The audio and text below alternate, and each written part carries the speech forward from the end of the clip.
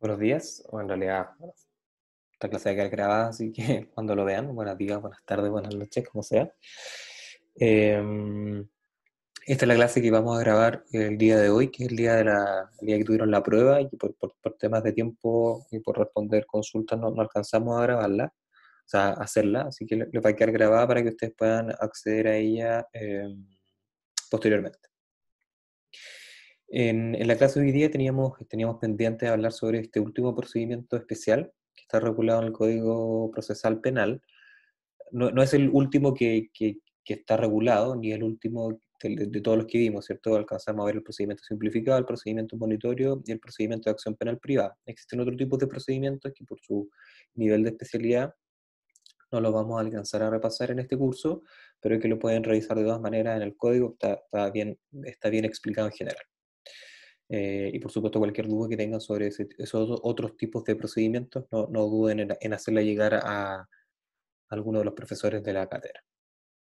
Pero el tema que nos convoca hoy día es el procedimiento abreviado, que también hemos hecho algún par de menciones previamente, y que se caracteriza en cualquier caso como un procedimiento al que se alcanza mediante el acuerdo entre el Ministerio Público y el imputado, en el cual este último acepta renunciar a su derecho a tener un juicio oral conforme a las reglas del código, ¿cierto? Entonces es una renuncia al juicio oral que en definitiva es el principio y es la principal inspiración en realidad de la reforma procesal penal, esto del juicio oral, que tenga publicidad, ¿cierto? En el que se respete, en el que se puedan pasar, se puedan respetar las garantías que se le aseguran al imputado de poder defenderse en un juicio, ¿cierto? Con todas sus garantías en el que el juez tiene contacto inmediato, ¿cierto? Hay inmediación con la prueba, etcétera, ¿cierto? ¿Cierto? Toda una serie de garantías que se pensaron en el código se podían hacer efectivas en la realización de este juicio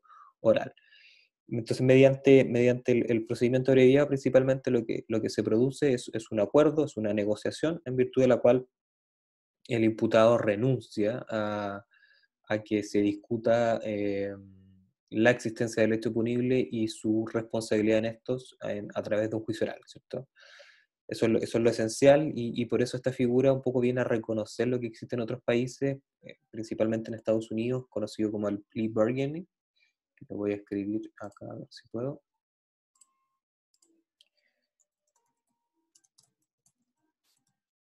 Eh,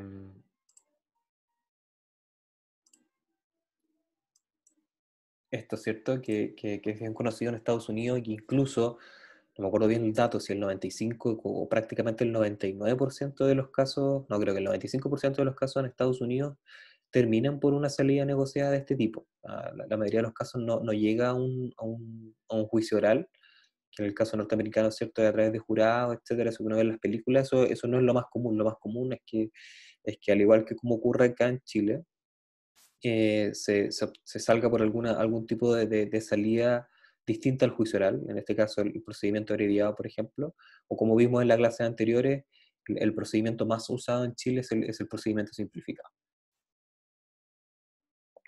Pero en ambos tipos de procedimientos, tanto en el simplificado, pero especialmente en el abreviado, lo que existe es necesariamente un acuerdo entre el Ministerio Público y el imputado, eh, con una negociación previa, ¿cierto? Antes de llegar al juicio, en el cual este va a no asumir su responsabilidad, pero sí asumir o reconocer los antecedentes que existen hasta la fecha recopilados en la carpeta de investigación. Eso es lo esencial.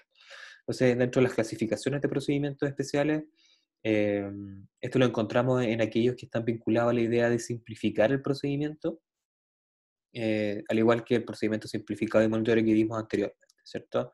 A diferencia de otros como el procedimiento de acción penal privada, cuyo fundamento es distinto y tiene relación más bien con el interés jurídico que se tutela, que es más bien particular y no de la sociedad en general, y también con otro tipo de procedimientos que están, cuya justificación es todo lo contrario a estos procedimientos especiales, en las que se limitan o se ven restringidas las garantías del imputado, eh, con su consentimiento de todas formas, pero existe este otro tipo de procedimientos en los cuales eso está aún más limitado y por tanto se aumentan las garantías para el imputado, como sucede en la responsabilidad penal adolescente, ¿cierto? También tenemos procedimientos especiales en los cuales se busca resguardar de mejor manera aquello.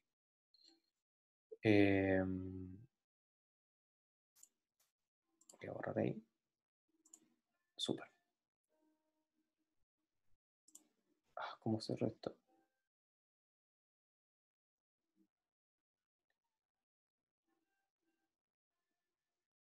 Ya. Entonces, como les comentaba, el procedimiento abreviado chileno se caracteriza principalmente porque existe un acuerdo entre el fiscal y el imputado, ¿cierto? Y el acuerdo consiste esencialmente en que el imputado en la audiencia que se va a convocar para estos efectos va a reconocer, va a aceptar los hechos que están contenidos en la acusación, ¿no? Tanto los hechos por los cuales se le está formulando acusación y aceptar también los antecedentes que hayan sido reunidos por el Ministerio Público en la carpeta de investigación que avalan eh, en definitiva su responsabilidad en los hechos. Pero no es una responsabilidad, no es una... no se acepta, no hay una aceptación de responsabilidad, sino que simplemente se reconocen los hechos que se le están imputando. Es decir, no se asume una culpabilidad eh, ni se acepta un determinado tipo penal. Lo único que se hace es aceptar los hechos. Será el juez de garantía en este caso, quien va a tener la decisión en cualquier caso de condenar o no al imputado, si es que determina que estos antecedentes son suficientes como para fundar una responsabilidad penal por estos hechos. Eh, ¿Y qué es lo que gana entonces? ¿Qué es lo que gana un imputado aceptando los hechos que están contenidos en la carpeta de investigación? Y en definitiva, es la acusación que se va a presentar en su contra. eh, que el juez de garantía no va a poder otorgar una pena distinta a la que haya solicitado por el Ministerio Público en su acusación. Es decir, se negocia, generalmente se acota entonces la pena, por ejemplo, si un delito tiene una pena en abstracto que va hasta los 5 años, por ejemplo, y que el máximo que se puede solicitar son los 5 años.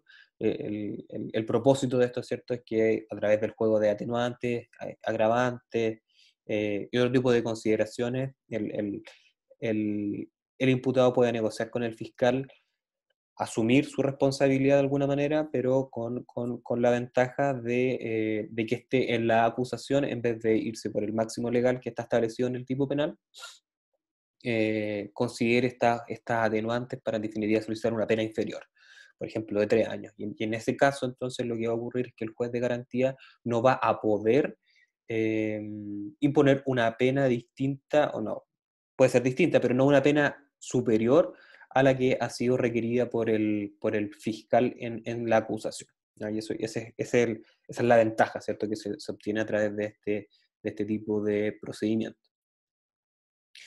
Y en el fondo, como les comentaba, entonces lo que se produce en el procedimiento abreviado, perdón, es una renuncia del imputado a su derecho a tener un juicio oral, eh, lo que está justificado entonces por estas ventajas que le ofrece el fiscal, que en cualquier caso son ventajas que están expresamente establecidas en la ley, no se pueden proponer ventajas externas, por ejemplo, no sé, que si tú eh, aceptas tu responsabilidad, o sea, aceptas los hechos que están contenidos en esta investigación, por ejemplo, vas a tener inmunidad respecto de otro hecho, etcétera. No, eso no puede ocurrir, así como se muestra a veces en las películas que se obtiene inmunidad, por ejemplo, por asumir cierta responsabilidad o por declarar en favor de tal o en contra de tal persona, ¿no? Tiene que ser ventajas que estén expresamente establecidas en la ley. Lo contrario está prohibido e incluso es una de las...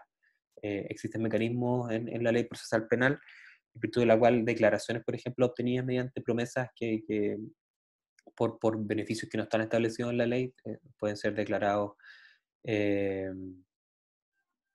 como vulneratorios de las garantías del imputado, ¿no?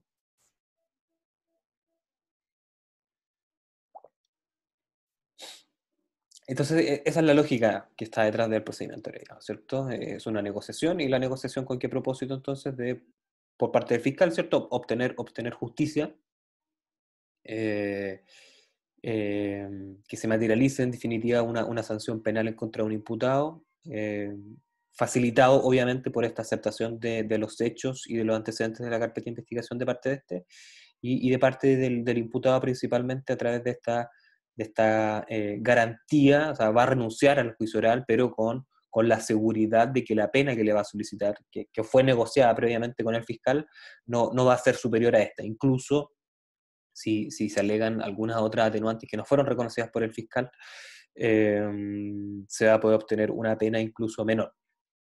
Esa es la lógica detrás del procedimiento abreviado. Ahora bien, ¿procede entonces el procedimiento abreviado respecto de cualquier delito? Y la respuesta es no. El procedimiento abreviado tiene un ámbito de aplicación restringido, y que solamente cuando el Ministerio Público solicita respecto del imputado, por los hechos que van a ser, que están en esta investigación, una pena que no sea superior a los 5 años de presidio o reclusión menor en su grado máximo, ¿no? Eh, o bien cualquier otra pena de distinta naturaleza, ¿cierto? Una multa, por ejemplo. Eh, Siempre y cuando exista el pleno acuerdo del imputado. Y ahí la ley es bien expresa en el artículo 406, inciso primero del Código Procesal Penal, en establecer estas dos limitaciones, ¿cierto? Como ya hemos conversado, que exista un acuerdo libre y voluntario de parte del imputado, y además se establece como un requisito de gravedad en definitiva, en que eh, los delitos por los cuales se le está imputando, y la pena que sea requerida en definitiva respecto de esto por parte del fiscal no puede ser superior a los 5 años, ¿no? ¿Significa esto que pueden ser delitos de mayor gravedad, por ejemplo, con pena de crimen? Sí, pero lo importante es la pena en concreto que sea solicitada por el fiscal en su acusación, ¿ya? Y esa pena en concreto, como les comentaba adelante, puede ser sujeta entonces en esta negociación de cálculos previos por parte del fiscal en consideración de una o más atenuantes que beneficien al imputado. También otra cosa que es relevante es que la existencia, por ejemplo, de más de un imputado, o más de un acusado, ya en este caso, más de un acusado en una misma investigación, no va a obstar a que alguno de estos pueda acceder al procedimiento abreviado, sin perjuicio de que el resto va a continuar conforme al procedimiento ordinario, ¿ya? Y lo mismo va respecto del delito, ¿cierto? Si se pretende obtener, por ejemplo, un procedimiento abreviado respecto de cierto grupo de hechos, pero respecto de otro por su, ya sea porque el imputado no quiere acceder a aceptar los hechos respecto de este determinado grupo de hechos, y pretende entonces mantener su derecho a un juicio oral respecto de esto.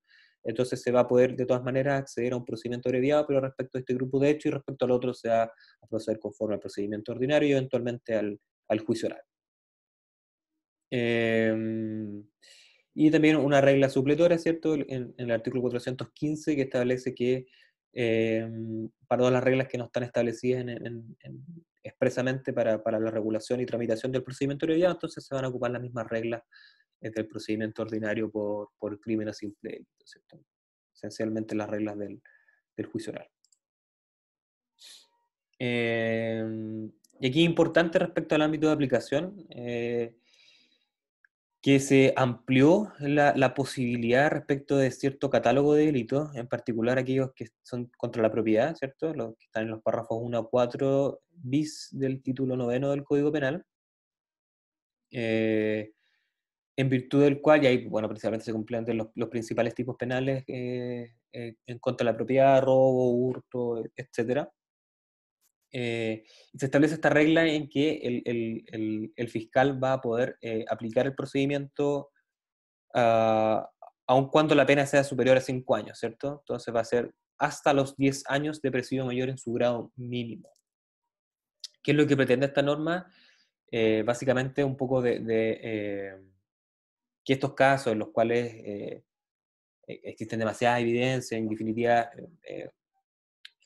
se facilita la persecución penal respecto de este tipo de ilícitos contra la propiedad, sin necesidad de que el imputado pase a juicio oral, para descontagiar, ¿cierto?, el sistema procesal penal que tramita muchos casos de este tipo de ilícitos. Entonces, principalmente ese es el propósito y obviamente a través de esta ley, y en particular esto fue bien criticado en su momento, que lo que se busca en definitiva con esto es privar al imputado, bueno, con su consentimiento, pero privarlos de su derecho a un juicio oral y que a través de un procedimiento abreviado, que en realidad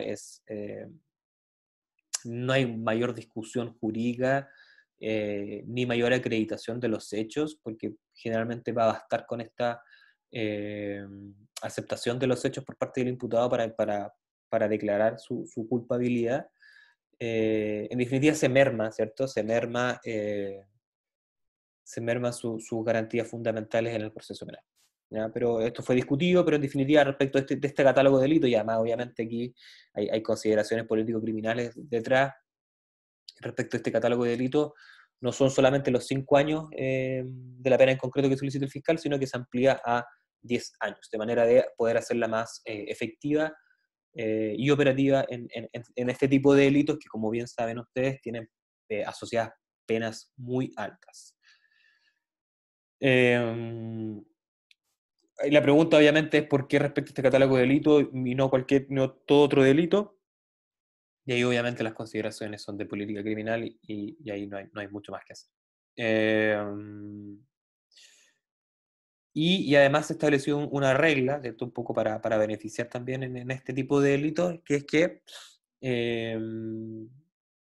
un poco para compensar, ¿no es cierto?, esta regla, y es que para estos efectos entonces el fiscal también se lo faculta expresamente para poder solicitar una pena inferior en un grado a lo que está establecido en la ley para el tipo penal, eh, si es que el imputado acepta los hechos conforme a las reglas del procedimiento abreviado, ¿ya?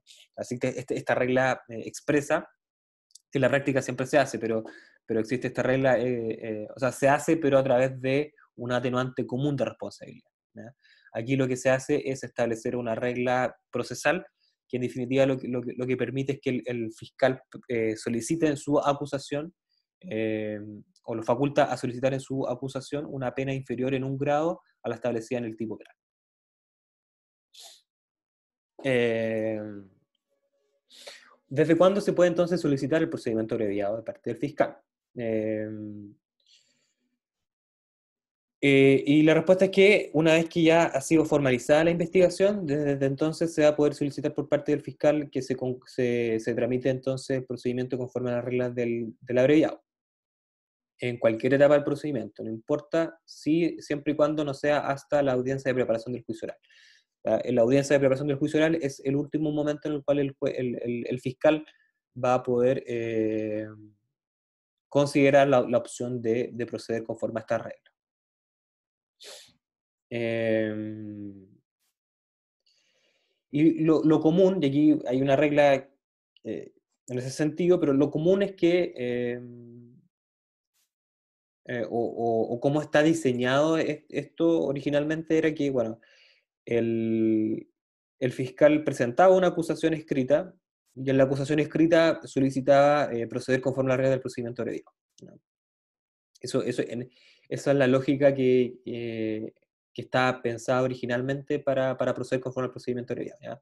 Que una vez que el fiscal tuviera antecedentes suficientes para proceder a la acusación, entonces en la misma acusación y previamente haber negociado con el imputado, en esa misma acusación, por escrito, ¿cierto? Se solicitara proseguir conforme a las reglas del procedimiento abreviado.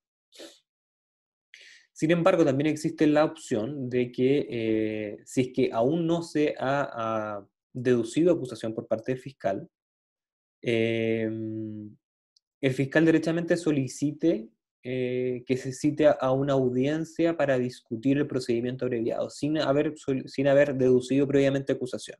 Y en esta audiencia se faculta al fiscal para poder deducir en esta una acusación verbal.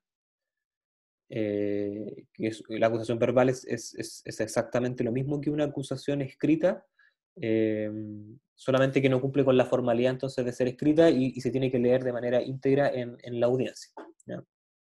Con todos los requisitos que ustedes ya pudieron ver o van a ver a propósito de la acusación. Entonces existe este mecanismo que es distinto, ¿cierto? Entonces, principalmente hay dos mecanismos. Uno es que se presente una acusación y en la acusación se haga una solicitud en algún otro CIDE y que se proceda conforme a las reglas del procedimiento abreviado.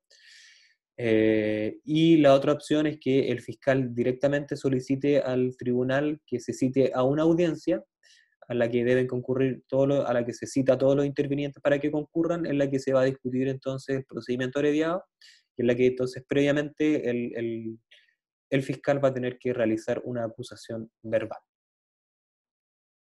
Esas son las dos opciones.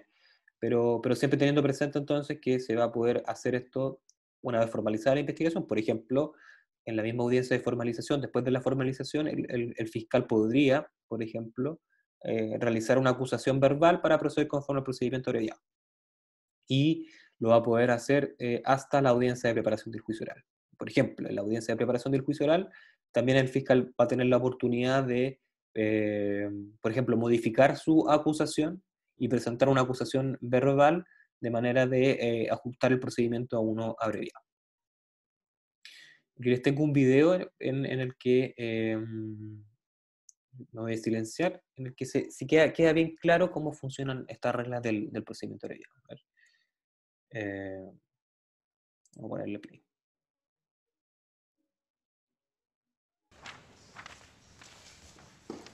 Bueno, el segundo motivo de la audiencia, según se anunció en la petición de la Fiscalía del Tribunal, es someter un procedimiento abreviado que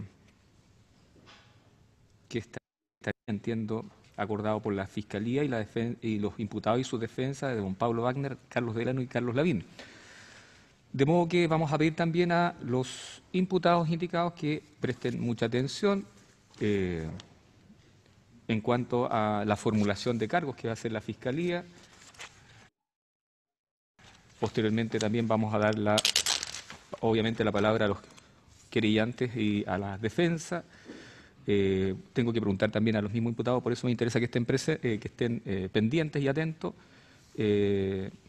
sobre las características y lo que implica el procedimiento abreviado. Debo además hacerle preguntas sobre si aceptan o no, de modo que tienen que estar muy atentos. Señor fiscal. Si tiene, porque aquí son muchos hechos, parece, ¿no? Muchos grupos de hechos incluso.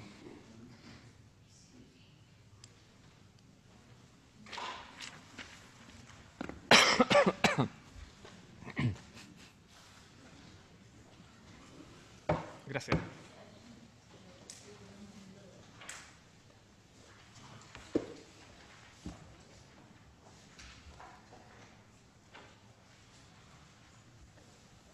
Señor fiscal.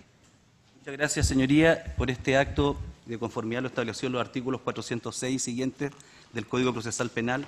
Vengo a deducir acusación verbal en contra de los señores Carlos Alberto Delano Abbott y Carlos Eugenio Lavín García Huidobro, representados legalmente por los abogados que ya comparecen en esta audiencia, siendo individualizados, a fin de plantear acusación por los siguientes hechos que a continuación paso a describir. Como parte del holding o grupo. Bueno, ahí está la parte introductoria en realidad que quería mostrarles de esta audiencia de procedimiento abreviado, la cual, como pueden ver, aquí se va a proceder entonces a realizar la acusación verbal, que no la voy a poner en su integridad porque, como bien señalaba el juez de garantía en este caso, se trata de una investigación compleja con un grupo con muchos hechos, entonces, pues, como ven ahí, por ejemplo, dura más de 1 hora 40 esta audiencia. Pero como ven, entonces, lo que se realiza en este caso es proceder a realizar una acusación verbal por parte del fiscal y como ven, lo que el juez le solicita anteriormente a los imputados es que pongan atención porque es respecto a este grupo de hechos que están presentados en esta acusación, que en este caso es verbal, respecto de los cuales ellos van a tener que aceptar proceder conforme al procedimiento abreviado y además aceptar los hechos y los antecedentes que van a ser relatados por el fiscal en la audiencia.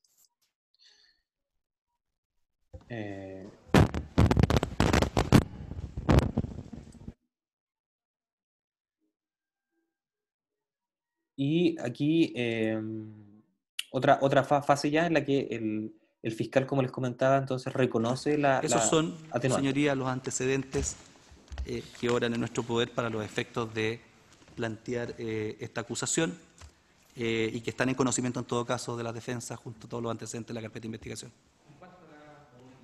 Sí, señoría. Respecto, señoría, de las modificatorias de responsabilidad a juicio del Ministerio Público, concurren en este caso la del artículo 11, número 6 del Código Penal. Esto es la irreprochable conducta anterior de los acusados. Tenemos su estratificación sin anotaciones pretéritas de ningún tipo. Ahora bien, respecto de es desde el caso señalar que también existen comprobantes que dan cuenta de los pagos que los señores Delano y Lavín han efectuado de los impuestos deudados, de los reajustes de intereses correspondientes, todos en su momento determinados por el Servicio de Impuestos Internos, girados en su momento y pagados por ellos, y que ascienden al orden de alrededor de 10.000 millones de pesos, si se suma tanto a las empresas como a nivel personal. Y en ese contexto consideramos que se constituye la circunstancia atenuante del artículo 111 en su inciso primero, que, ¿no es cierto?, establece una circunstancia atenuante especial de responsabilidad penal cuando se ha pagado el impuesto debido a sus intereses y sanciones pecuniarias, como es en el caso, ¿ya? Prefiere esta, creemos nosotros, señoría, a la de la reparación celosa del mal causado por ser una atenuante especial establecida para delitos de esta naturaleza contemplado en el Código Tributario. Y finalmente también, señoría, a nuestro juicio concurre la circunstancia modificatoria de responsabilidad del artículo 11, número 9, por la aceptación que tendrían que hacer los imputados en esta audiencia, pero además por las declaraciones prestadas y por las autorizaciones otorgadas en su momento para acceder a su contabilidad. Las declaraciones que ellos prestan, las prestan antes de ser formalizados, y si bien no reconocen todos los delitos, reconocen parte importante de las conductas que el Ministerio Público ha atribuido, y por ende consideramos que se debe considerar la circunstancia del artículo 11, número 9. Así las cosas, y con aplicación del artículo 351, entendiendo que se trata de delitos de la misma especie, entendemos, señoría, que correspondería por la cantidad de hechos que se han imputado a los señores Delano y Lavín, de tan diversa naturaleza, por los montos involucrados que sin lugar a dudas que han sido bastante cuantiosos, corresponde en principio aumentar la pena en 2 grados, desde el mínimo. Las penas de estos delitos son todas similares, van desde los 541 días a los 5 años, presidio menor en su grado medio máximo. Y en ese contexto, al subir en 2 grados en bloque, quedamos en un rango de 5 años y un día a los 15 años en principio, pero entendiendo que concurren estas 3 circunstancias atenuantes, el Ministerio Público considera que se debe bajar 1 grado la pena, y es en esa virtud que solicita se imponga la pena de 4 años de presidio menor en su grado máximo y el pago del perjuicio fiscal que asciende a 1.714.168.533 pesos por partes iguales. Eso es cierto, esa es la negociación a la que se busca, ¿cierto? Que se pretende a través de este tipo de procedimientos, ¿cierto? Especialmente en la consideración de circunstancias atenuantes de responsabilidad penal. En este caso también juegan otro tipo de consideraciones, por ejemplo, la reiteración de los delitos, por los cuales, como bien señalaba el fiscal, se sube el marco de la pena, pero a través del juego de estas atenuantes, que como bien ahí señaladas se reconocían, ¿cierto? Los C6, esta regla especial para delitos tributarios, pero que también puede ser asociada a otra atenuante general del Código Penal, y en particular la del 11.9, ¿cierto?, que es la colaboración sustancial en la investigación, que generalmente es reconocida por parte de los fiscales cuando se alcanza el procedimiento abreviado, principalmente porque esa colaboración se entiende de la aceptación de los hechos a través del procedimiento abreviado. Y por eso, como bien señalaba entonces, lo que se busca es que finalmente en esta acusación verbal, la pena que es requerida por el Ministerio Público está bajo el margen de los 5 años de presidio menor en su grado máximo, ¿cierto? Entonces pasamos de una pena que podía ser hasta de 15 años a través de esta negociación. Entonces al final lo que se promueve es que el Ministerio Público pueda solicitar una pena más baja que permita acceder a este tipo de procedimientos.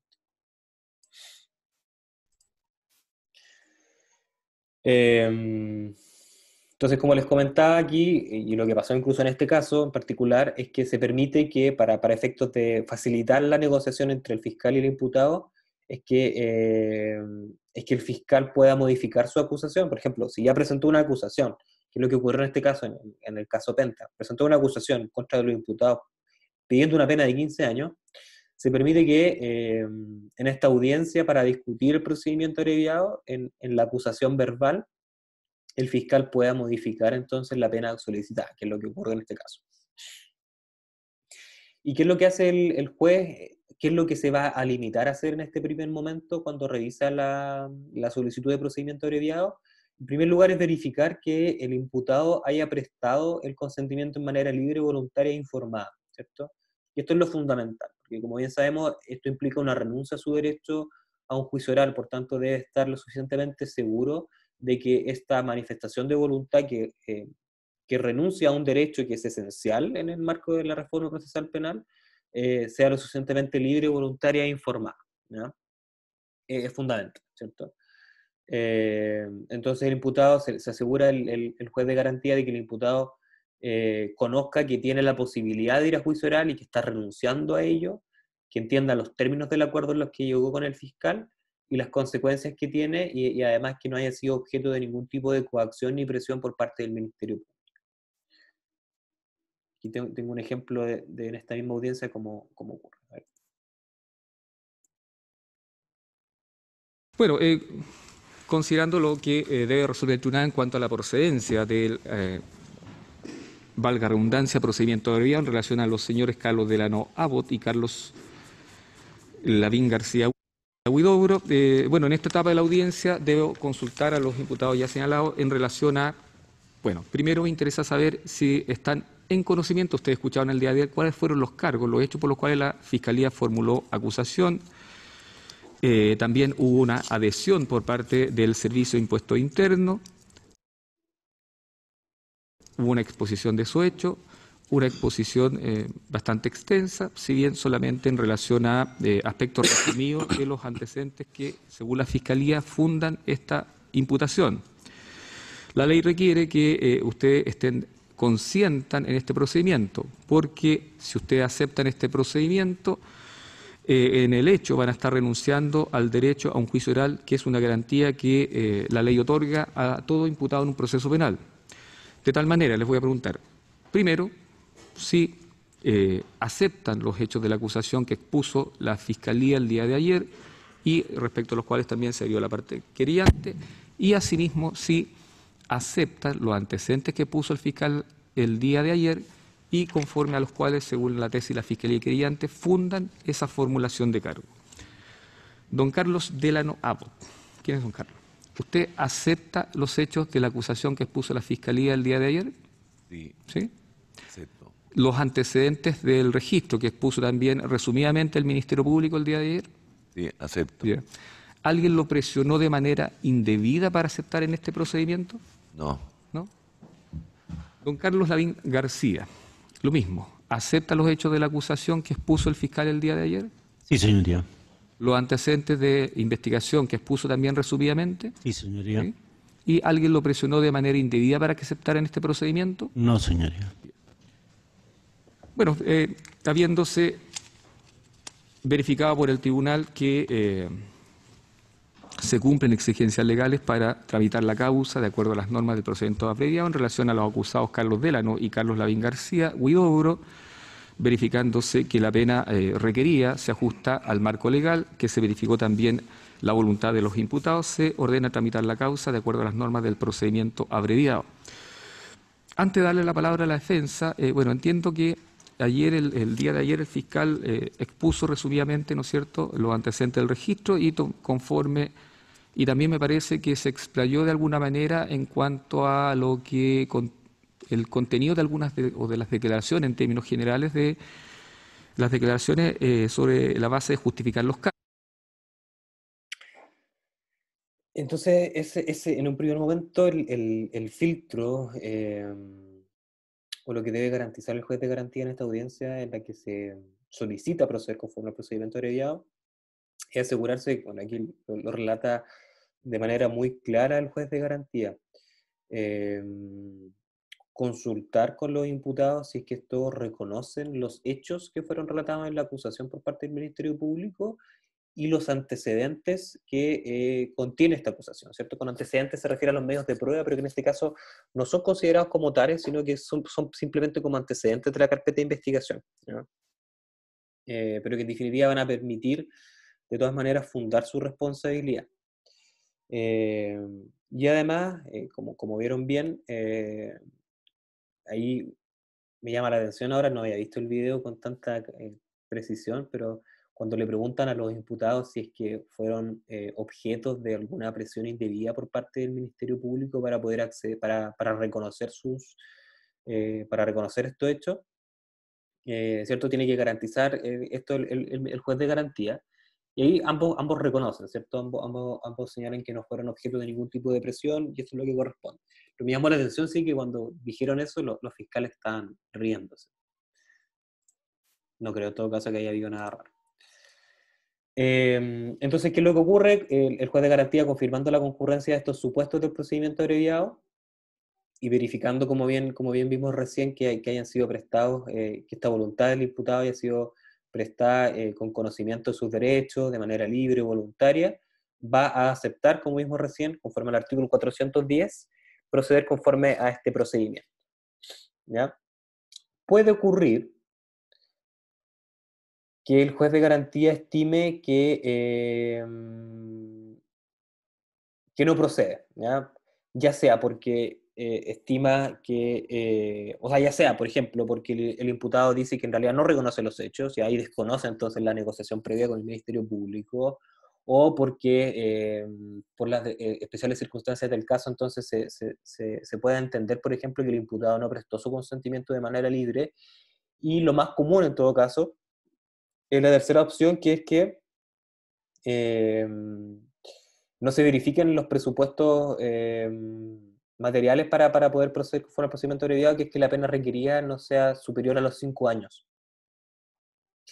Y aquí también existe la posibilidad de que el querellante, en este caso no lo mostré, pero el Servicio de Impuestos Internos también era querellante en este caso, y el Servicio de Impuestos Internos se adherió a la acusación fiscal y por tanto solicitó la misma pena, pero puede ocurrir que el creyente en este caso se oponga al requerimiento de pena que haya solicitado el fiscal y pretenda, a través de su acusación verbal, una pena más alta, por tanto una pena que no...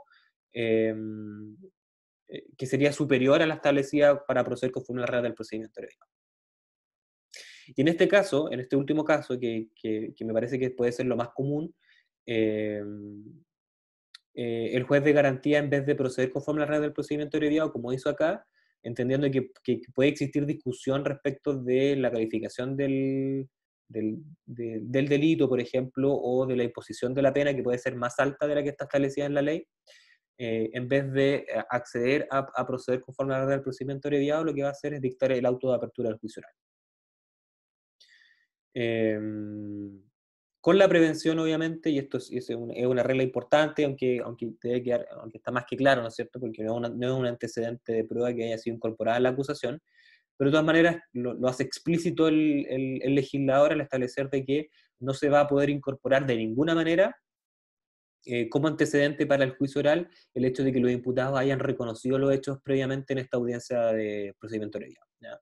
Entonces, todo lo que hablaron, todo lo que reconocieron en esta audiencia no va a poder ser objeto de prueba por parte de la Fiscalía, por ejemplo, en el juicio oral. Es decir, el fiscal no va a poder decir después ante los jueces del Tribunal de Juicio Oral en lo penal que, bueno, su señoría... nosotros tuvimos una audiencia de procedimiento abreviado que no surtió sus efectos correspondientes, pero en las cuales los imputados asumieron los hechos y los antecedentes que están en la carpeta de investigación. ¿Ya? Eso no puede ser así, ¿ya? Y está establecido esta regla entonces expresamente en el Código Procesal Penal, sin perjuicio de que tampoco debiera poder ser así, porque todos los medios de prueba ya han sido debidamente señalados por parte del fiscal en su acusación, ¿no? Que tampoco debiera ser así. Y aquí está lo que le comentaba, que en este caso no existió, pero existe la posibilidad de que en esta audiencia de procedimiento abreviado el creyente se oponga, ¿no? siempre se puede adherir a la acusación o puede acusar particularmente. Y en la acusación particular, entonces, lo relevante es que el creyente va a poder solicitar una pena distinta a la que quiere imponer el fiscal, ¿ya? Entonces, solamente en este último caso, en la que existe una acusación particular de parte del creyente, va a estar facultado para oponerse en esta audiencia a la tramitación del procedimiento conforme al procedimiento abreviado, ¿ya? Solicitando, puede ser una calificación jurídica distinta, atribuyendo una participación distinta al imputado, o no reconociendo, por ejemplo, circunstancias modificatorias de responsabilidad que atenúen su responsabilidad, y en definitiva, solicitando en su acusación particular una pena superior a los 5 años que están establecidos para el procedimiento abreviado.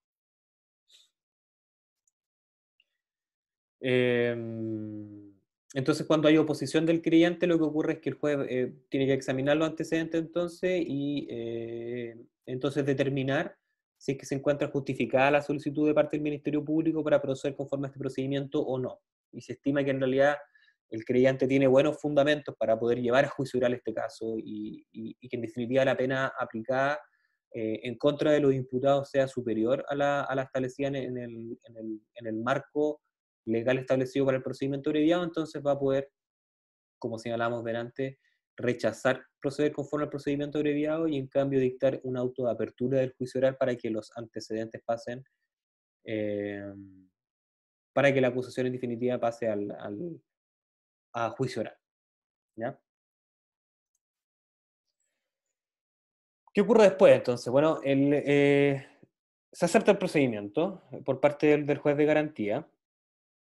El juez abre debate, le otorga la palabra al fiscal para que éste subsuma en definitiva los antecedentes que fueron reconocidos por los imputados en los hechos que también fueron reconocidos por el imputado para establecer entonces la responsabilidad penal de estos, ¿ya? Que es básicamente exponer eh,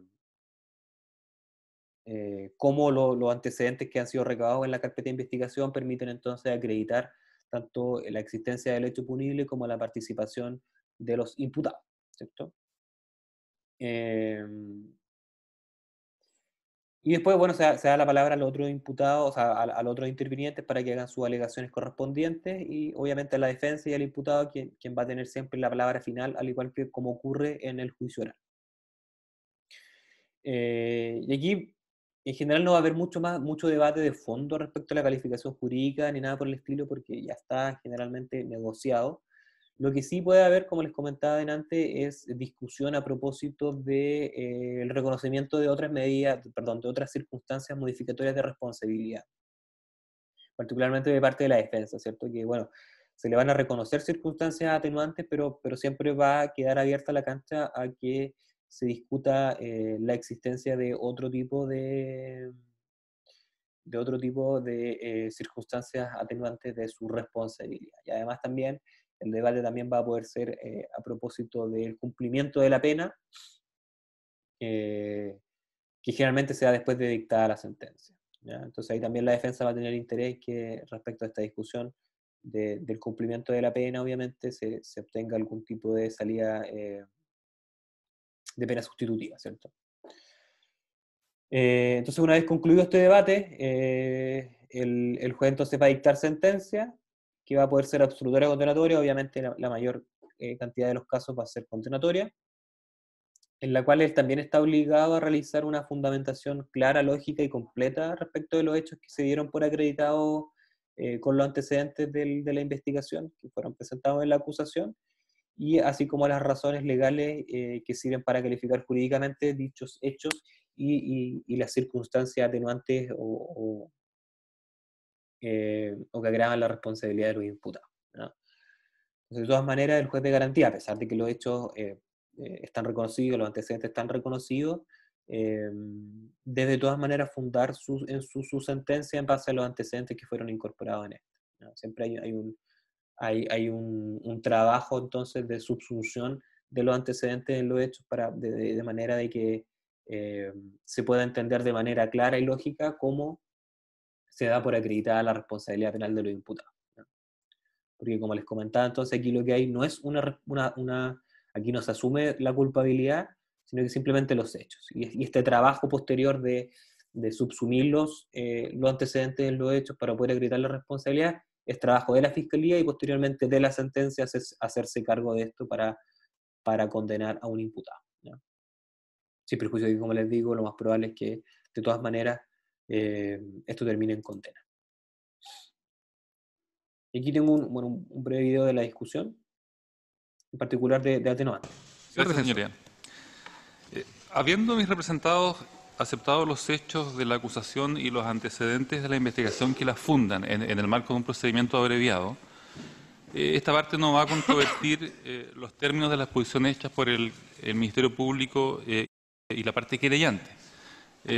No significa, por supuesto, esto que compartamos todas las interpretaciones de esos mismos antecedentes hechos por el Ministerio Público y los querellantes. Sencillamente significan que son irrelevantes las discrepancias que podamos tener habiendo aceptado los hechos y los antecedentes de la investigación, que son lo que se debe tener en cuenta al momento de dictar sentencia definitiva en el marco de este procedimiento. Tampoco, señoría, vamos a controvertir las penas solicitadas por el Ministerio Público, tanto la pena privativa de libertad solicitada como la pena sustitutiva solicitada, que es la pena de libertad vigilada. Ni vamos a controvertir el monto de la multa impuesta. Sí deseo aclarar, para que no haya ninguna confusión al respecto, que se trata de la suma de 1.714.168.533 pesos, que es la multa que ha dicho el Ministerio Público debe ser pagada por mis representados por partes iguales. En términos de la conducta sancionada y la pena establecida en el artículo 97 número 4, inciso primero, y en el inciso número 5, estamos hablando de una multa que es del 50% del valor del tributo eludido para cada uno de mis representados, que es la manera correcta de, entiendo yo, de aplicar la norma en lo que se refiere a este monto. En el monto no hay discusiones, 1.714.168.533. Cada uno de mis representados deberá pagar la suma de 857.084.267 pesos. Con todo, sin perjuicio, como digo, que no existe controversia sobre estos puntos, mi parte desea profundizar algunos antecedentes que dicen relación con la entidad e importancia de las circunstancias atenuantes que concurren en este caso. Y también algunos antecedentes relacionados con la pena sustitutiva que está siendo solicitada, de manera que su señoría quede debidamente informado y pueda dictar una sentencia con los fundamentos de hecho que justifican el reconocimiento de estas atenuantes y la imposición de la pena sustitutiva que ha solicitado el Ministerio Público. Bueno, queda bien claro entonces cuál es, más allá cuál es el objeto entonces de este debate que se da en el procedimiento abreviado una vez que se procede conforme a este, ¿cierto? Esencialmente es entregar fundamentos por parte del Ministerio Público de cómo acreditar la responsabilidad penal del imputado, y de parte de la defensa entonces principalmente entregarle fundamentos y antecedentes al juez cuando dicte sentencia para acreditar entonces las circunstancias atenuantes y además la imposición de una pena sustitutiva. Entonces, para ir cerrando con el procedimiento abreviado, si la sentencia es condenatoria, que como les digo va a ser la mayoría de los casos, el juez va a tener que fijar entonces cuáles son las penas, indicando con precisión cuándo va a empezar a contarse el tiempo de detención, considerando obviamente el tiempo que estuvo el imputado en detención o prisión preventiva, que sirve de abono a su cumplimiento, las costas del procedimiento y la aplicación de algunas de las medidas alternativas o restrictivas de libertad, ¿cierto? Y aquí está la regla que es relevante para efectos del imputado para obtener este tipo de procedimientos, que es que en ningún caso, esto, si algo tienen que salir de esta clase, entonces es tener bien presente esta regla del artículo 412, que es que en ningún caso entonces la pena que va a ser impuesta por el juez en su sentencia condenatoria va a poder ser superior ni más desfavorable a la que haya sido requerida por el fiscal o el querellante, en ese caso, en su acusación, ¿ya? Y tampoco se va a permitir que esta sea emitida exclusivamente, aquí no se refiere a la pena, sino que se refiere a la condena, que la condena no sea emitida exclusivamente sobre la base de la aceptación de los hechos por parte del acusado. Es decir, no basta la mera aceptación de los hechos por parte del imputado los antecedentes que han sido recopilados por parte del fiscal en la carpeta de investigación son los que deben permitir hacer este trabajo, entonces, que hace el fiscal y que hace el juez de garantía en su fundamentación, que permite acreditar la responsabilidad penal del o los imputados, ¿ya? Ya más existe otra regla que excluye entonces, a diferencia de lo que pasa en el juicio oral, que excluye la posibilidad de discutir en el procedimiento abreviado la demanda civil, ¿ya? Eso se va a tener que tramitar en la instancia correspondiente, que en este caso se va a excluir del procedimiento penal y se va a tramitar conforme a las reglas ordinarias civiles, ¿ya? Entonces aquí la sentencia. Así que se reproduce esto. Ahí está. Bueno, finalizó el debate en relación a al procedimiento abreviado de los acusados que están presentes, don Carlos Alberto Delano y don Carlos Lavín García, y nos queda pendiente en este caso la decisión o veredicto del tribunal. En dichos términos, el tribunal decidió lo siguiente: que la aceptación de los hechos por parte de los acusados Carlos Alberto Delano Abbott y Carlos Eugenio Lavín García Huidobro se encuentra en armonía con los antecedentes referidos por el Ministerio Público y la parte querellante del Servicio de Impuestos Internos, los cuales son concordantes y coherentes entre sí, al punto que, efectuada su valoración en conformidad a la ley, permiten dar por establecidos los hechos consignados en la acusación, así como la participación de autor que se atribuye a los acusados. En cuanto a los antecedentes de investigación, estos son variados.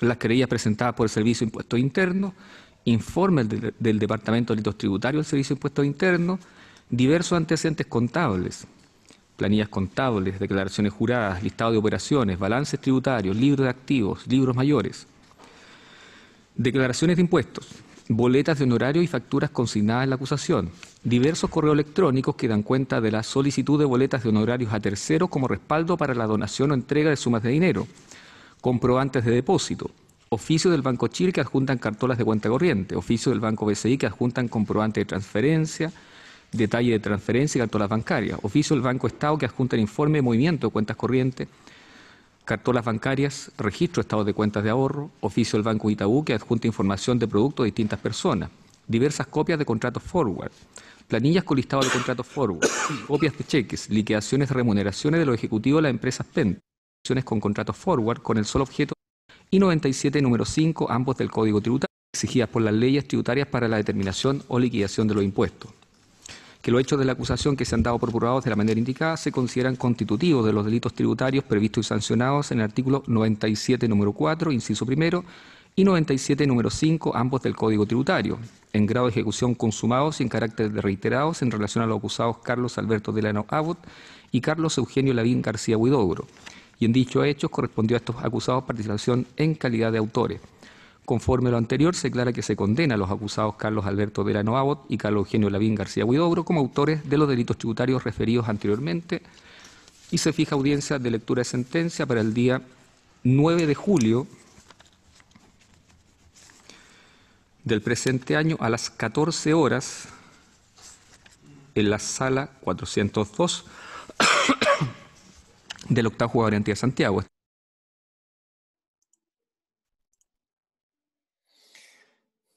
Eso es, ¿cierto? Entonces,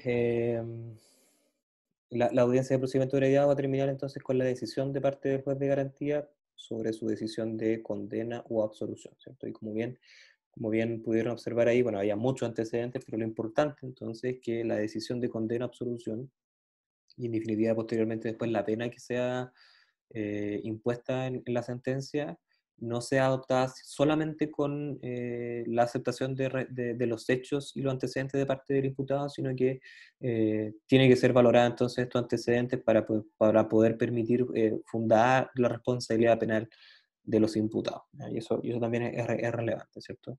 Entonces, no hay una, como les digo, no hay una aceptación de culpabilidad, lo único que hay es una aceptación de los hechos. Y este no puede ser el único antecedente que tenga vista el juez de garantía para poder adoptar una decisión de condena, ¿ya?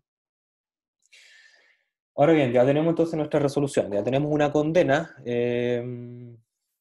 proceden recursos y la verdad es que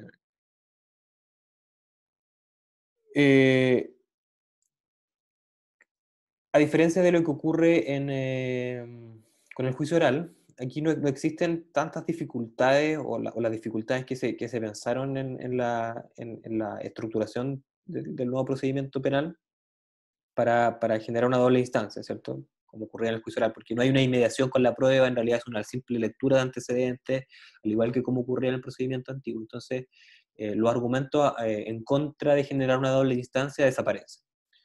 Eh, por lo que, respecto de este tipo de procedimientos, se reconoce por parte del legislador la posibilidad de eh, apelar. A diferencia de lo que ocurre con el juicio oral, que no procede el recurso de apelación, solamente el de nulidad. En este caso, en el procedimiento abreviado, sí procede el recurso de apelación, el que se conoce en este caso con ambos efectos, es decir, también con efecto suspensivo.